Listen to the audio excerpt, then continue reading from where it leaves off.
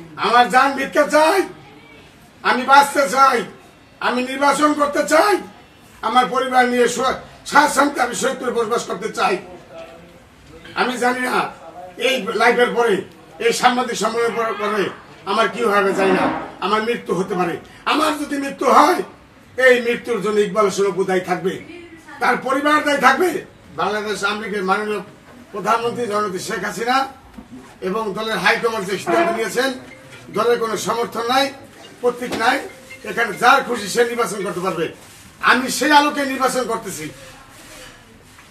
দুঃখের বিষয়, মাননীয় সংসদ সে আমার কর্মী সমর্থককে নিজে গাড়িতে করে উঠে আনে তার বাসায় এবং অফিসে মারপিট সহ হুমকি ধামকি, এমনকি হাত ভাঙ্গা পা ভাঙ্গা তার হুমকি দিচ্ছে এবং সে নিজে দাঁড়িয়ে থেকে আমার কর্মীকে মারছে এবং আমার পোস্টার ছিঁড়ে ফেলে আমার মাইক ভাঙ্গে এবং তার সন্ত্রাসী চিহ্নিত কিছু সন্ত্রাসী বাড়ি দ্বারা সে নিজে কাজ করে। আমি জাতির কাছে মুক্তি চাই, আমি জান ভিক্ষা চাই, আমি নির্বাচন করতে চাই, আমি এই নির্বাচন সুষ্ঠু বা নিরপেক্ষ নির্বাচন চাই, আমি প্রতিযোগিতামূলক নির্বাচন চাই। আমি জাতির কাছে জানতে চাই আমার নির্বাচন করা কি অপরাধ? আজ আমরা ঘরবন্দি, এই এমপির অত্যাচার নির্যাতনে আমরা ঘরে থেকে বাইরে হতে পারি না। আমি দাবি জানাতে চাই নির্বাচন কমিশনকে, আমি দাবি চাই এসপি মহোদয়কে।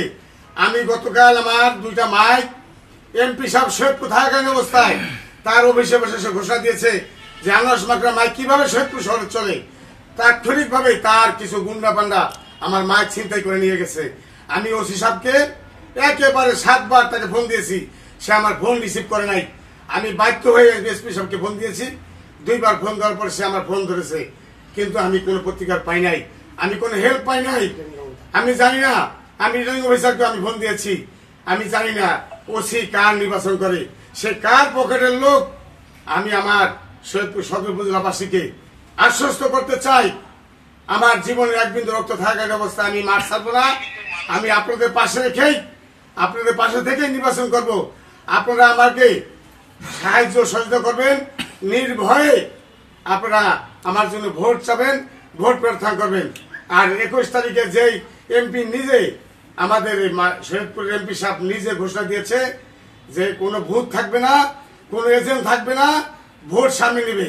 আমি সকলকে বলবো, সকল ভোটারকে বলবো, আপনারা ভয় পেন না, আপনারা ভয় না পেয়ে আপনারা আজকে যে পরিবর্তন হাওয়া বইছে সৈয়দপুরে, আমি চাই মানুষ জিম্মি দশ থেকে বেসুক, একটা লোক মুখ খুলতে পারে নাই। আপনারা দেখেন পার্শ্ববর্তী জেলা আমাদের মাদারীপুর কত সুন্দরভাবে উৎসবমুখী ভাবে নির্বাচন হইতেছে, কিন্তু সৈয়দপুরে কোনো মিছিল নাই, মিটিং নাই, কোন প্রার্থী ভোট চাইতে পারে না।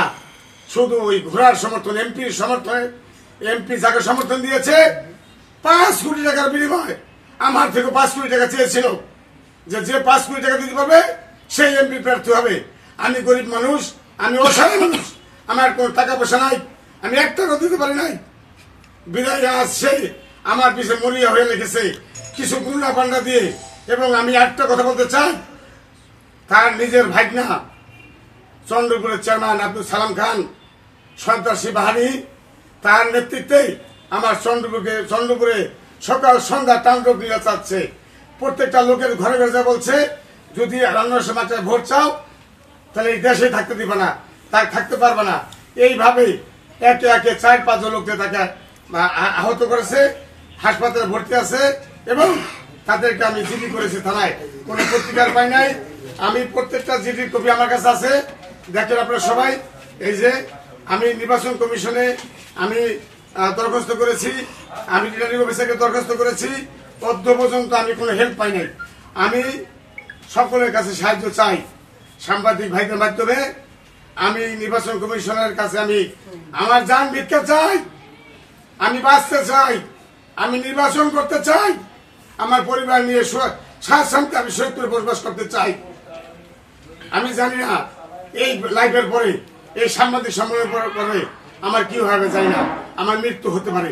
আমার যদি মৃত্যু হয়, এই মৃত্যুর জন্য ইকবাল হোসেন অপু দায়ী থাকবে, তার পরিবার দায়ী থাকবে।